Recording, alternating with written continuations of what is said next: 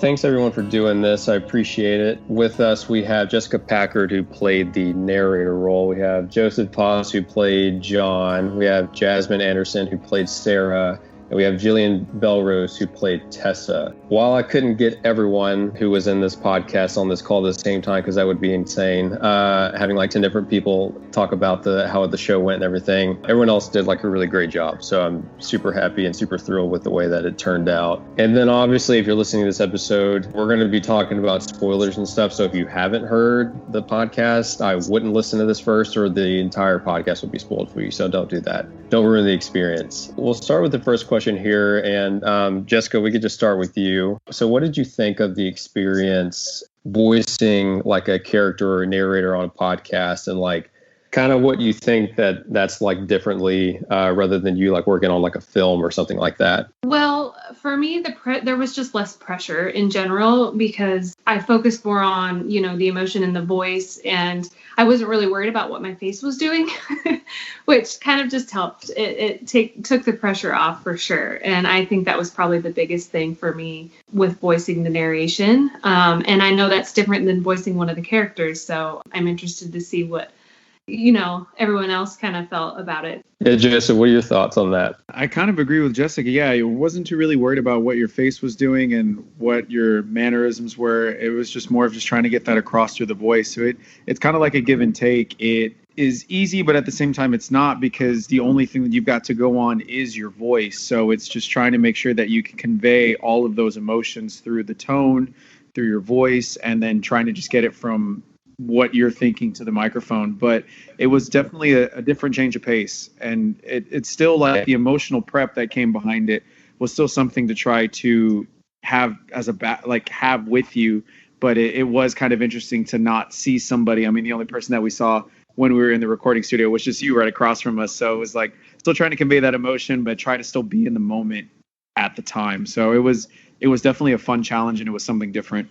Jasmine? It went by a lot faster than I expected, just because, again, you're not feeding off of another person. You're kind of just going with your own feelings and emotions. The narration, when I was listening to it, it was so soothing. Like, I'd be listening to it, and it'd be like a nice, like, little, like, it was like almost an emotional break from it.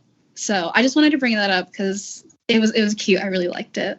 Jillian? I study with Joseph, so I think he and we actually come from the same school. So it was pretty much the same thing for me.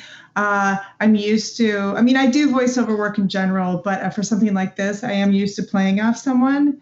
So I really had to use my imagination a lot more than I normally would, and try to convey that emotion with my voice, because I don't have the benefit of emoting with my whole body. So it's a challenge, but it's super fun. Yeah, it was definitely a different experience, because I'm used to, definitely like watching actors play off of each other and then just redoing takes based off of what it looked like.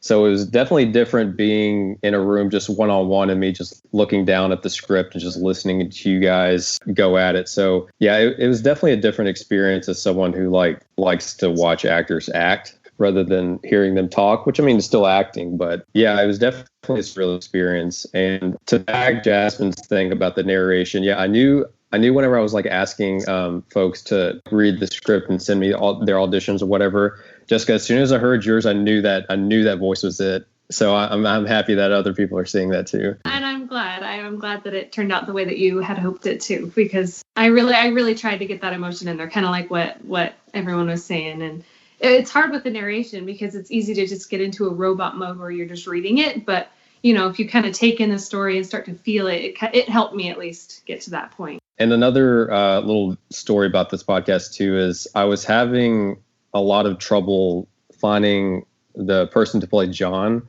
And I remember whenever Jillian sent me her audition, and she read with Joseph, but I didn't know the person at the time. And I remember I was listening back to her tapes or whatever, and I was like, "Hey, who's the person that you were reading with? Because that kind of sounds like the John I was looking for." So I'm happy, Joseph, that you read with her and that you took it on. I appreciate that. Oh, for sure. It was a lot of fun. It was a lot of fun auditioning with her. We were at her place in her room. We were just going over it a couple times, and it was a lot of fun. And I appreciate you reaching out. It was a great project to be a part of. This was something that I came up with right before the meeting started. So with like the popularity of like these sorts of podcasts like Homecoming, like Limetown, Mother Hacker, stuff like that, do you guys like kind of foresee yourself doing another one of these in the future, or would you rather try and go back to acting in front of the camera maybe whenever this pandemic is finally over? I would do one of these every single day if I could. Yeah, it's super fun. I mean, why not? I feel like podcasts right now, that is a lot of people, that's their primary source of entertainment.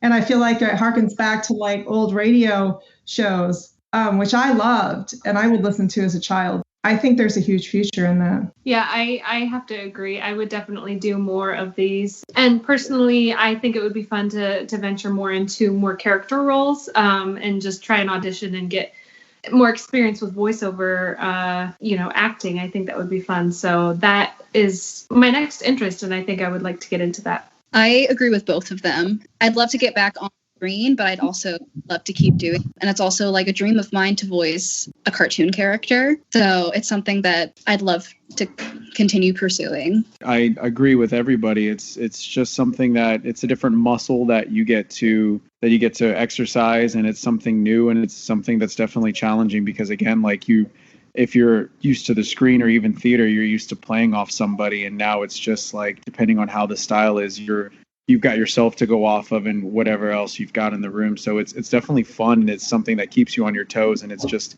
something that you get to keep practicing and trying, and it makes things a lot more exciting. Yeah, I feel like every time I turn around, I see something about like a new fiction podcast popping up, and they get super popular. And I even saw one the other day that they were saying like it's been like the first time that it's ever been done, and which I think it has because I've never heard of it. But someone actually released an entire like feature length fiction podcast. So like it plays like an hour and 58 minutes, I think is what the runtime was. So I don't know. I mean, I kind of see where like one, it doesn't take like quite the manpower and the budget, of course, of like what a film would do. So I can definitely see a lot more people like figuring out like how to just maneuver their scripts around just to where they can make it into either episodic or, like a whole feature length film. So getting into the actual podcast a little bit. So what did you guys think of like overall kind of the story and the plot and the characters and like kind of where the story ended up going? I love the story. I mean, it's kind of near and dear to my heart after just going over the narration so much and just getting so much of the detail into it. It's great. And I loved the way that it ended up kind of, the two broken families, kind of coming together, both Tessa and Sarah. Gosh, I was thinking Olivia, but I was like, that's not right. Oh, here, unfortunately, that wasn't right. Mind going blank. Those two coming together and they've kind of got this new bond.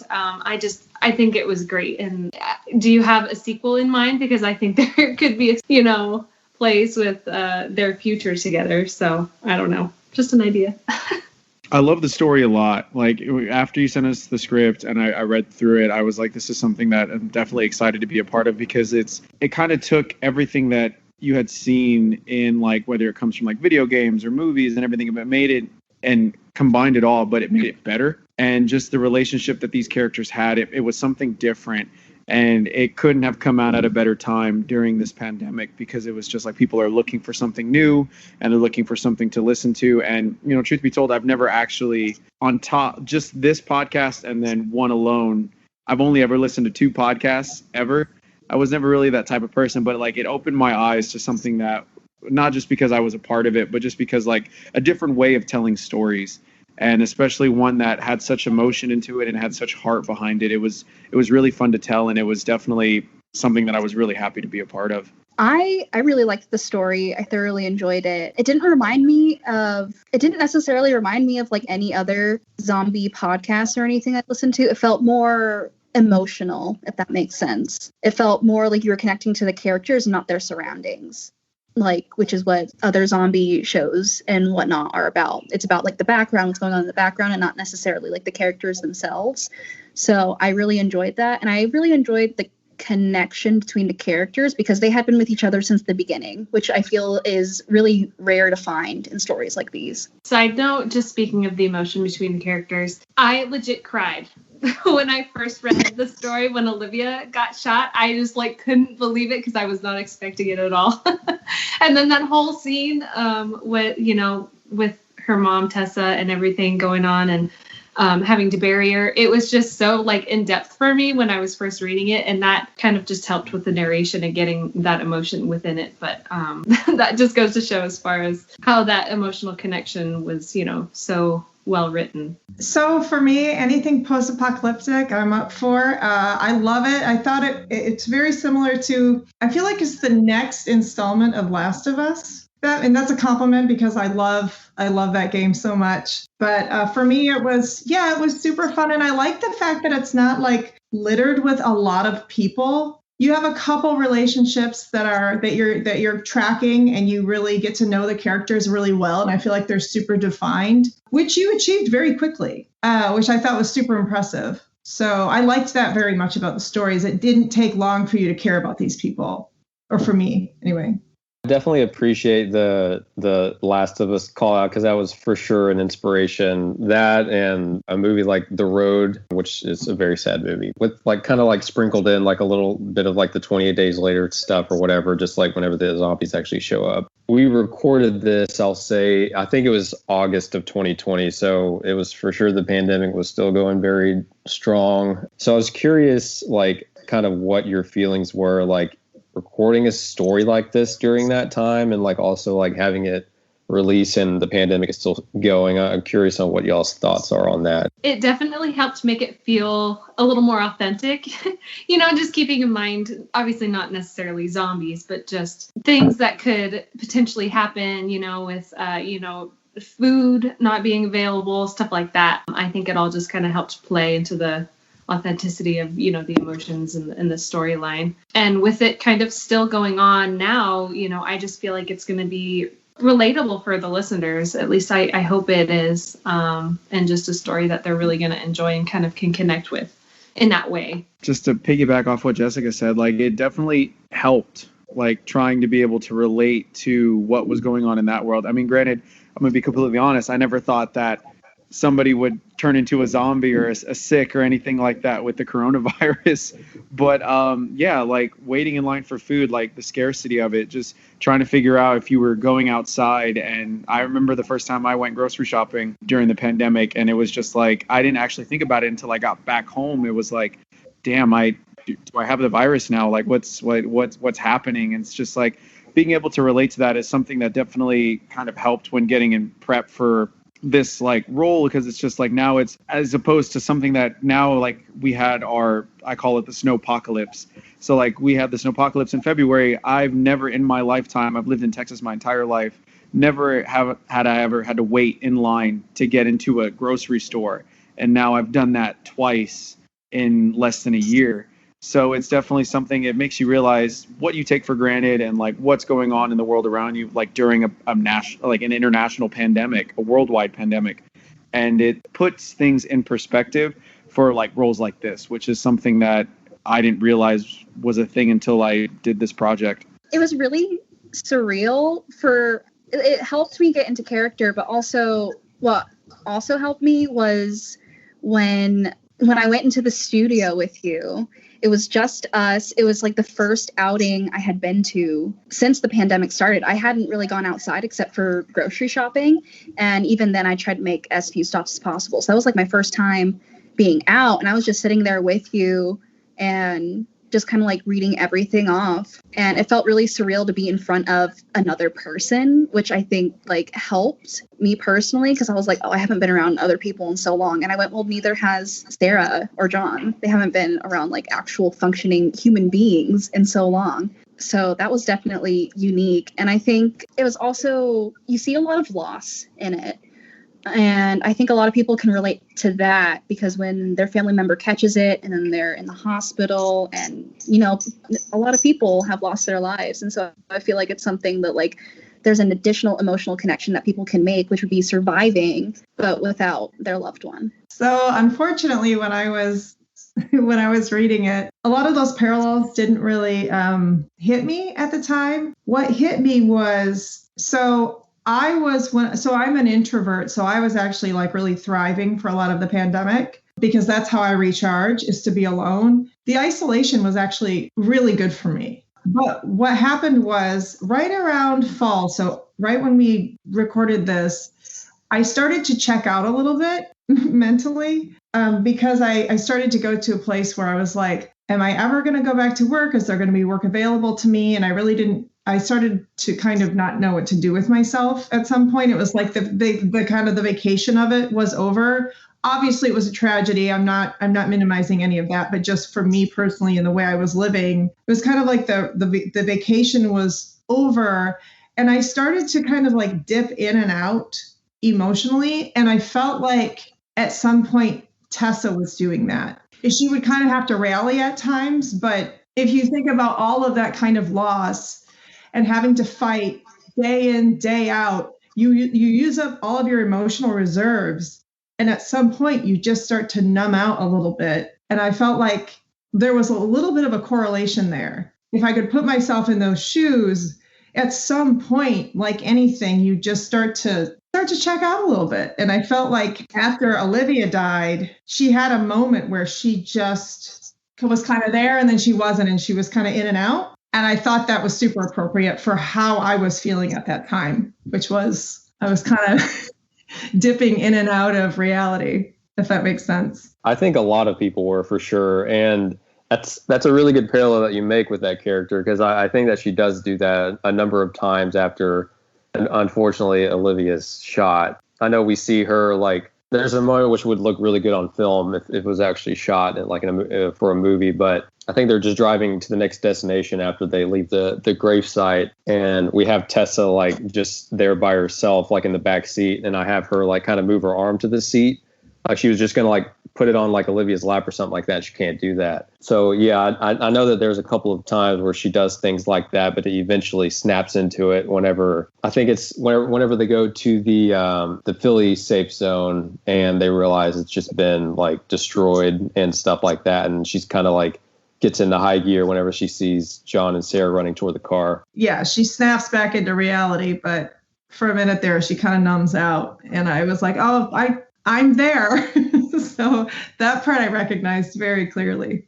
Joseph brought up a good point too, where I finished like the majority of this thing in 2019, but whenever he talked about the store trip, that like one of the flashbacks that's in the podcast, I never thought about like we all did that. Like whenever this thing first started, and we were so confused, like whenever we were like lining up outside stores and like had the mask or didn't have a mask at the time because you could get one, and like trying to get groceries quickly and there was like no meats or anything available. I forgot about that.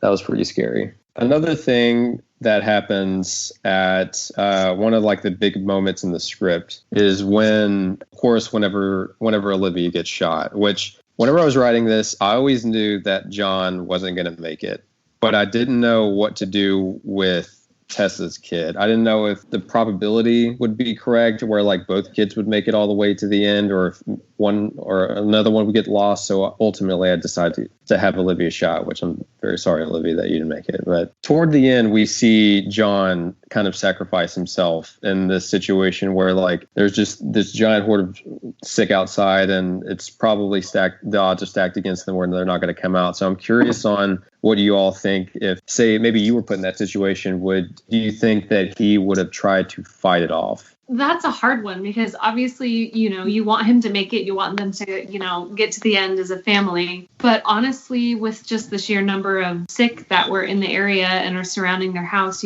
it's just one of those things where he was desperate for his daughter to make it. She had already been through so much, having to be infected and have her arm cut off, all of that. He really, really wanted her to make it, and he loved her, obviously. So he did all he could. And I honestly just don't think there would have been any other option. They probably would have run out of ammo, and, that would have been it. So that's my take on it, at least. He's the hero, and he gets, he helps his daughter get to where she needs to be, because she had already been through so much and losing her mom and her sister and everything. So in the moment, it's always kind of hard to figure out that kind of situation, because you always have so much you can only imagine the amount of anxiety and the pressure that you're feeling as that kind of person. I mean, himself as a character, he always looked out for Sarah.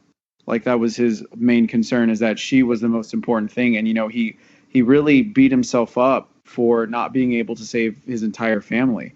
And like the flashbacks clearly like make that apparent, that he blames himself for his entire family not being able to make it out. So he was willing to do whatever it took for Sarah to make it and to have some sense of normalcy or some sense of a life at the safe houses that they would try to encounter. And I totally understand why he did it. I mean, granted, obviously you always want everybody to have a happy ending, but that's just not the way it works out. And, John being the kind of person that he is, just always making sure that Sarah was looked after, that Sarah made it. Like, I mean, I don't know, granted, I'm not a father, but I can't imagine how scared he must have been when he cut his own daughter's arm off. Like, no parent ever imagines that. Hell, no parent ever imagines, like, putting their child, like, burying their child, but people do it. And it's just a whole sense of fear that, like, easily will determine what kind of choices that we make.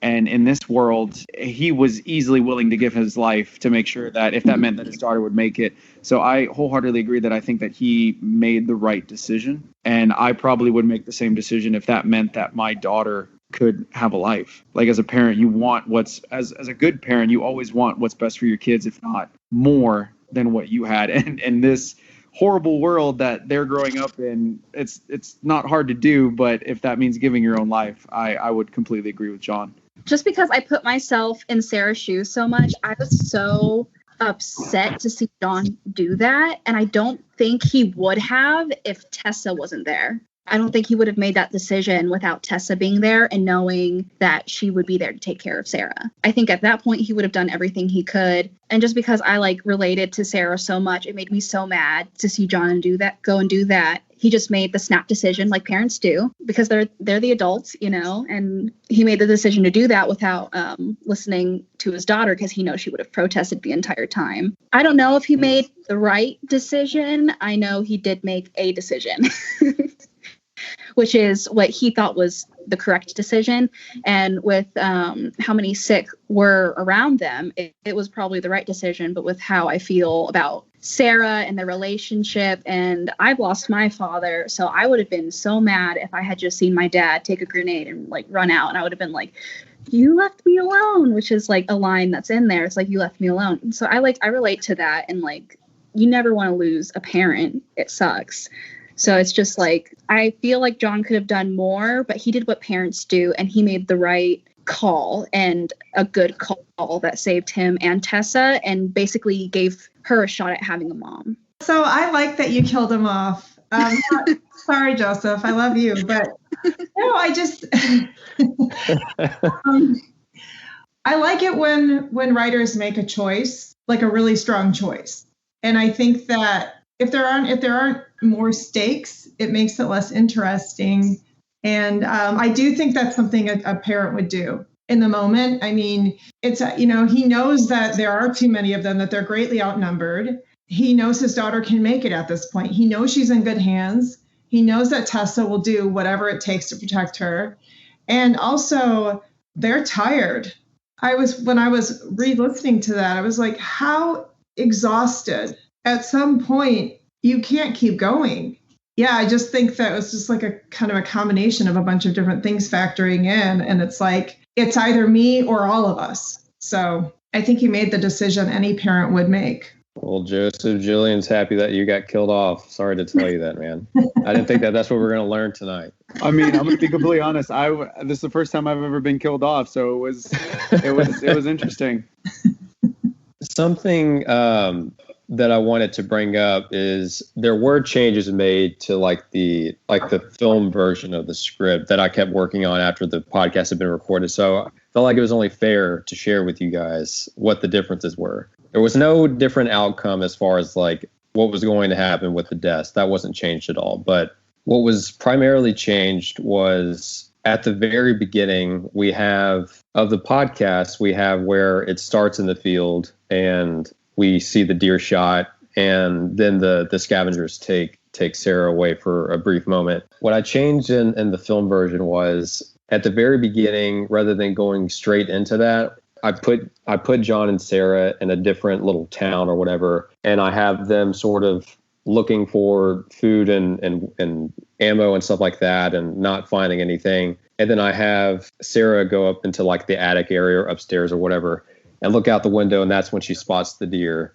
And then she runs downstairs and tells John to follow her. So like we kind of track the deer for like a page or so. And then we have this little moment where like John's watching her, like kind of, it's implied where like this is like her first time that she has to do something like this for like a food source. So that was one scene that was added. That was important. And then I changed the John death a little bit. I had it where he didn't necessarily make this decision, like at the, like whenever he sees the zombies and he wakes up, and then he ultimately has like already made his mind up. I had him kind of like snap a little bit, like just because he's been through so much and all this other stuff. I have it where throughout the script, like you see like the bomb that hit his house, it like kind of affected his hearing. So like he has to rub his ear a lot because it starts ringing a lot and he can't hear that well. So I had that play more of a part in the John death scene where he's like sitting up against the wall trying to sleep, but he can't because his hearing is bugging him so much, and he never hears the zombies outside. It's Sarah and Tessa who hear them, and they wake up and they're like, "What's wrong with you? Why? There's so many people outside. Why aren't you waking up?" And then he looks out the window and sees it. So this makes him really mad and frustrated that he like couldn't anticipate this or whatever. So he gets kind of irritated by this and like starts loading his gun up or whatever. And he just says like, we're going to give them everything we got. Sarah and Tessa don't really want to do this, but they see like he's quite determined, and maybe he knows that like they can take these people out without seeing like who's all outside. So they start firing, and then he watches like Sarah just like kind of holding her own and Tessa doing her own thing, and like they're working together, reloading like each other's weapons because Sarah's only has one arm, so she can only do like a pistol. John is watching them do this. He forgets like where he is in the moment, and then like a couple of sick like walk up to the window or whatever that's not boarded up anymore because he took the boards down, and they swipe at him and they cut him. Ultimately, he's gonna turn, so that's what makes him decide like, I just need to get this and run outside and be done with it. I changed the scene a little bit. Ultimately, John still dies, unfortunately, but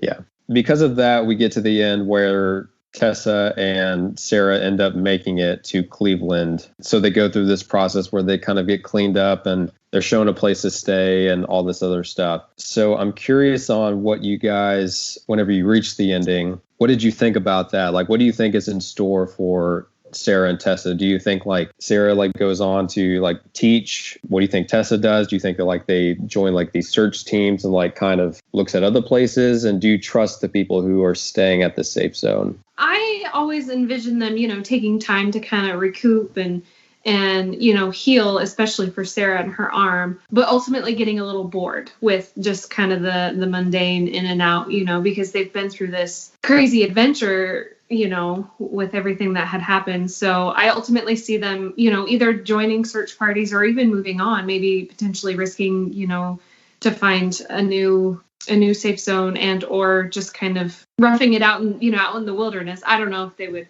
take that chance, but, I just kind of always envisioned them staying there and, potentially, obviously they had to participate, Sarah could teach and whatnot, but then eventually get to the point where they just wanted to do something more, seek more adventure, not necessarily to take extra risks, but just to kind of like they just miss a little bit of that, of the adventure that they had together, what really brought them together ultimately. I agree. I think they would get bored, especially with Sarah. Like when you read this, when you listen to the podcast, or when I read the script, it's like Sarah wants to help people. As much of a shitty world that they live in, like I think there was one instance when she mentions that she wanted to help these kids, and she was trying to help these kids get out of the area, and they ended up getting infected. But she still tried. Even with one arm, like she would still probably give her last breath if that meant helping people, which is something that I really admired in her character. And even for Tess, like losing a child, I can't imagine what losing a child would be like, but I can only imagine, like, especially with her character, that she would want to make sure that doesn't happen for anybody else. And she's got that fight in her to where if she wants something, she'll take it. And I mean, I know Jillian will be able to say it a whole lot better than I can because she knows the character a whole lot better than me. But yeah, I think they would get bored. And I think they would try to do whatever they could to help people. I'd like to think Sarah would like it at first. Definitely, she'd like the teaching. You know, she only has one arm, so I don't think she'd want to go out for a while. I think she's like, once they get in there, I can definitely feel like they would like emotionally, mentally check out for a while, just because it's like safe. For some reason, I think of like Sarah being like, no, it's safe, we're fine. And then Tessa is like, it's a conspiracy. Like they're gonna attack us and they're gonna sacrifice us for more important people. And like, just like a big conspiracy. You know how all the shows turn out. It's always a big conspiracy, or like there's something weird going on at the base. I feel like something like that would happen. And Tessa's intuition would just tell her. And since they have a bond now, and they share an apartment, and Sarah's asking Tessa to do like her makeup like she would do with her mom. So I feel like Tessa would just feel so obligated to bring Sarah with her, and Sarah, just being so trusting of Tessa, would just automatically jump on board, and they'd get out and make it to safety before anything would happen. But I also love the dramatics, and that's very dramatic. So Jillian, what do you think? Oh, okay. I actually thought about this quite a bit. So I think at first, yeah, they would have, I think anybody who's been through that kind of trauma, they would need to put their heads down for a while and just recover, not just physically, but psychologically. I mean, you're not going to be okay after that. But I am in agreement with everybody. I think that Tessa is not the type of person to just kind of hang out. I think she would probably assume a leadership position, whether she intends to or not. And I think eventually, if I think about what's going on there, and it's just basically this commune of people who are survivors, they're all traumatized.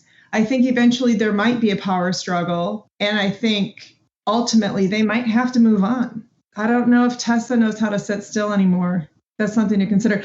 I feel like she would be a mother first and foremost, but at the same time, I do think that I don't know how long she could stay cooped up or in a community of people who possibly are trying to kind of like leverage. Yeah, I think I'm in agreement with that. Whenever I typed this question out, it's not something that like I thought a lot about until I told y'all it was going to be a question on here. I think that they would get an itch to see what other safe zones are like still out there and if anyone else is there. Because I know Alicia says in the show that like they sent some teams out to some places and didn't hear too much and all this other kind of stuff, but they have this map in their possession that shows where all these other places are. And I would assume that whoever is in charge of this one safe zone that they're at probably has the same thing. So yeah, I kind of see Tessa and Sarah wanting to do that, not because of like necessarily because it sounds like a super fun thing to do, because it doesn't really sound that fun with all the danger, of course, and the loss that happened, whatever they were doing it the first time. But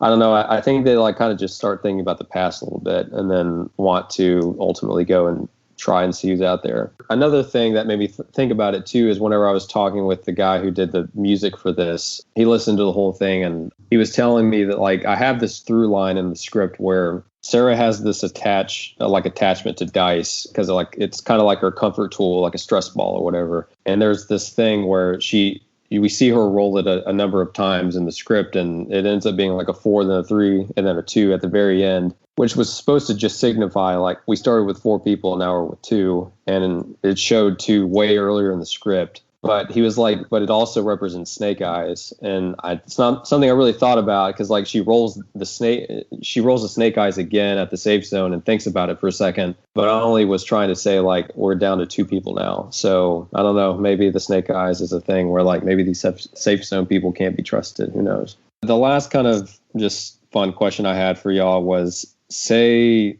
this world is actually like happening like right now and like you're placed out there, like do you think that each of you would survive? And if so, or if not, what kind of person do you think you'd be? Like how different would you be in that kind of world compared to the person that you are like right here? I've had to think about this. I've kind of been thinking about it all day because I honestly don't know if I'd make it. And it's not because, I wouldn't adjust to, having to become just harder as a person and put up that wall. But, I have all these health issues as far as like asthma, and like I'm just not a great athlete, so I'm like, survival of the fittest, really, like, it would be one of those situations. So, but as far as like survival out in the wilderness, I definitely think I could make that part of the world, of course, like building fires and hunting and that sort of thing. But as far as like surviving the sick, I don't know. Man, I definitely wouldn't trust. Me as a person, I'm usually pretty easy to trust somebody, but I don't know. I try my hardest not to do that. But I thought about it at two different aspects. Thought about it in a serious aspect, and then like a silly aspect. Like seriousness would be like, wouldn't trust anybody, would keep to myself, would like keep it very close knit to people that you could trust, and then go from there. Because I mean, you think somebody, and then that kind of situation just turns everybody into something that they're not, or somebody that you didn't know. But that was the serious aspect. But the silly one was like, knowing my luck, I'd probably get turned into a sick. Like I'd be sleeping out in the woods somewhere and I wouldn't hear something coming, and I'd get like eaten while I'm in a sleeping bag or something like that. That's always one of the things that I always thought about. It was like, especially with Sarah, Tess, Olivia, they were just like camping out in the woods. And I was like, wait, are you guys not like, is anyone going to take a shift? Like, are you all going to fall asleep at the same time? Is like, what's like, I would definitely, knowing my luck, would get turned while I was sleeping. And yeah, that was the silly aspect that I thought about it. I keep going back and forth. I keep thinking, I think maybe I'd last a couple of years, and then I'd be fine. And then another part of me is like, I'm a different breed. Of course I would make it. Like, just my very egotistical side of myself is just like, yeah, no problem. I can do this. Like, no problem. But I have a very soft spot for people. So I feel like I'd probably die by getting like manipulated by people, by being too helpful, too trusting, just because like you do in that like type of situation. To bring up something that was earlier said, survival of the fittest, I actually watched Bird Box recently, and I think there's only two types of people. I watched it for the first time like 2 days ago. But anyway, that was so random. But he was like, there's only two types of people that make it, and it's like assholes and like crazy people or something like that. I can't remember, but I just thought that was so true. Like, just like the front you have to put up. You can't be nice to anybody. You can't be nice to anyone. And I'm just like too nice of a person. I think like I would see like someone like in the road, like screaming for help. And I'd be like, I'm going to go help them. And they'd be like, it's a trap. And I'd be like, oh, you got me. Like, that's it. I'm done. I mean, I would like to think that I would crush it, of course. And I think that if maybe I would, yeah, why not? But at the same time, we all think that. And then, when we're faced with challenges, we react very differently than how we think we would. But I do think that I'm a strong enough, stubborn enough, resourceful enough person to where if I had the right people with me, I could definitely make it. But out there on my own, I don't think so. So like I've shot a gun like I think one time in my life. Never hunted. I've never camped. Never had to like cook something out in the woods. So like all that stuff is just immediate strikes against me. So I'd have to like immediately have someone who can like help me do all of that stuff. And it's probably someone that you can't trust, and they'd probably want all the stuff for themselves. So like, I feel like that just already puts me like in a big hole, and it just wasn't going to happen. But like whenever you watch all these movies and all these games or whatever, it looks so cool to be able to do it and like to survive. So like I would really want to, obviously. I wouldn't just want to be like, just take a look around and say, this isn't for me. But it wouldn't be for me. So I don't know. I think I'd go pretty early, unfortunately. Yeah, so I mean, that's all I got. I appreciate y'all doing this. And again, just thanks for the awesome job you did voicing all the characters and the narration, everything. It turned out really, really great, way better than I expected whenever I decided I wanted to do this. So really appreciate that. And shout out to the Austin Actors Facebook group. I think that's how I found essentially everyone. So that helped me out a lot. So yeah, and then hopefully we can work again together in the future. So thanks again, everyone. Thanks for the opportunity. Yeah, thank you. Yeah, thanks. Yeah, it was really fun to be a part of. Thank you.